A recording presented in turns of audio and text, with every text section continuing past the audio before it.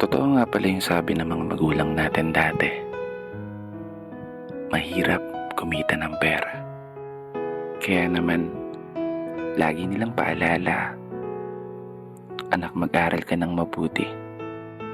Dahil yan lang ang sandata na maaari naming maipamana sa'yo.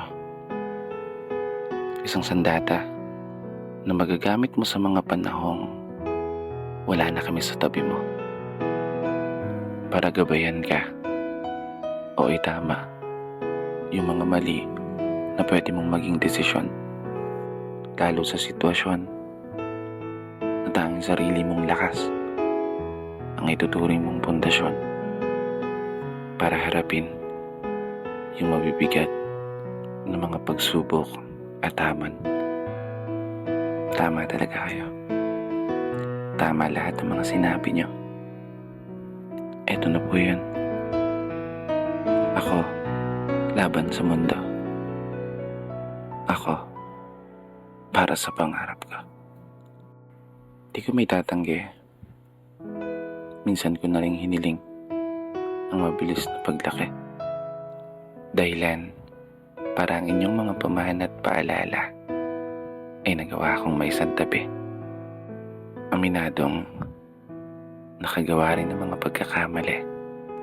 Mga pagkakataong hindi na sana nasayang kung natutunan kong humindi. Mga daan na pinili kong lakaran kahit salungat sa kakayahan ng mga binti. Kaya heto yung anak nyo. Patuloy na nagbabawi. Patuloy na nagpapakasakali na sana pumabor ang kapalaran habang dala-dala ang inyong mga pangaral. Isang pamana na bitbit ko sa araw-araw.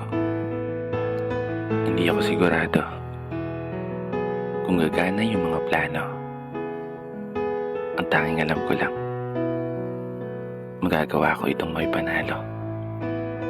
At sa araw na yun, pangako, kayo naman. Sa araw na yun, babawi ako sa inyo. Maraming salamat sa sandata niyong ipinamana. Dito na nagtatapos. Kaya isang pagpupugay para sa lahat ng mga magulang at para sa lahat ng mga anak na patuloy sumasabay sa hamon ng buhay.